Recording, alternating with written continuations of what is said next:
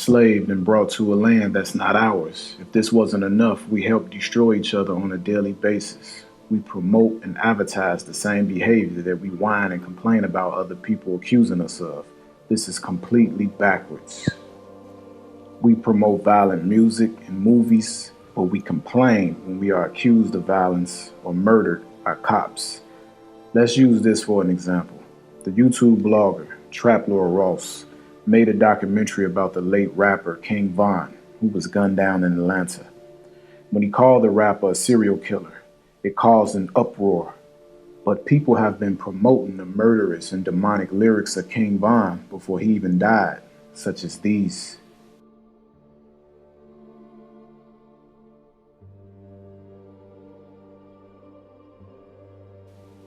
People were intrigued with King Von because they knew majority of his lyrics were true. As evidence has been shown, he committed multiple crimes and murders.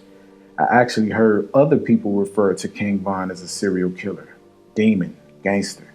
But yet, because a white British blogger says it, now it's a big deal.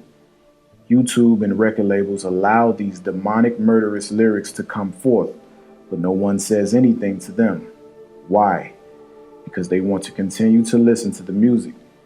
Did his family tell him to stop rapping about evil? Or did they just sit back and enjoy the fame and money?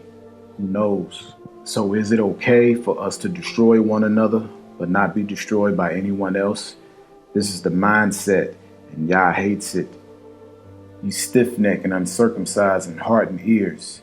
You do always resist the Holy Ghost. As your fathers did, so do you.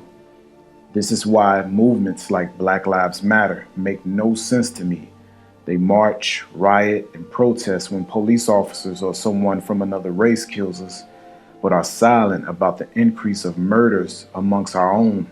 Black men, women, and children are killed by someone who is black majority of the time. But this is a people robbed and spoiled. They are all of them snared in holes, and they are hid in prison houses. They are for prey, and none delivereth, for spoil, and none say, restore. Gangster music has been promoting violence amongst the black community since the 80s, and majority of us allowed this destructive music to corrupt the minds of black children. Lyrics to a thundering beat are angry, violent, and profane. People want to see reality. They want to see what's really going on. This is the youth. This is the young black youth that's been put through hell, you know what I'm saying? And they have to express themselves. Among these young men's heroes are so-called gangster rappers who have recently been arrested and charged with crimes. Bow wow wow, yippee yo, yippee yay. Don't seem to care if radio bans their music. Snoop Doggy Dogg's new album is already #1. If you don't like it, don't listen to it. If you like it, love it. If you don't, you. Black rappers have been exploiting us for years, and no one says anything about it. While your children are being influenced by the demonic lyrics, they don't allow their children to listen to their own music. Join us, we're talking about Cardi B. Now, what happened while Cardi B was on live, Yee?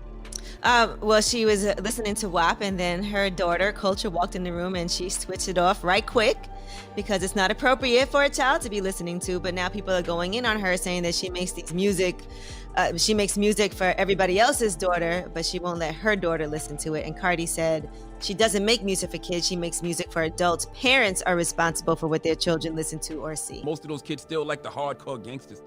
You know what I mean? They just do. That's why hip hop is targeted to the youth. That's why the youth are at the concert. Niggas talk like they with it, but on face they time. Bitch, I'm on your line. I do a crime when I do my time. And they send their kids to college off of the money you spent while your kids are trying drugs because their favorite rappers glorify drug use. My people are destroyed for a lack of knowledge. Because thou hast rejected knowledge, I will also reject you, that thou shalt be no priest to me.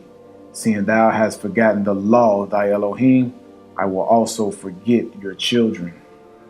And when someone such as myself disagrees with the evil, wicked culture that's increasing among the black community, we are scolded for this. But I'll be waiting until the end because I know it's only going to get worse before it gets better. And many of my people hate righteousness. Have you been disappointed that there have not been more members of the African American community, particularly leaders in the African American community, who've been willing to be on the front lines with you about barbershop, about rap music. That has just, you know, that has hurt me more than all that white folks have done to me.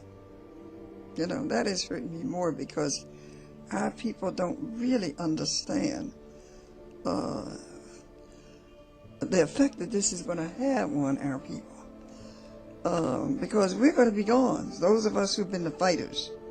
And I'm glad you're recording this history. Because all of us are going to be gone. Just like we didn't know about what took place in the latter part of the 18th century. You see, 1800s.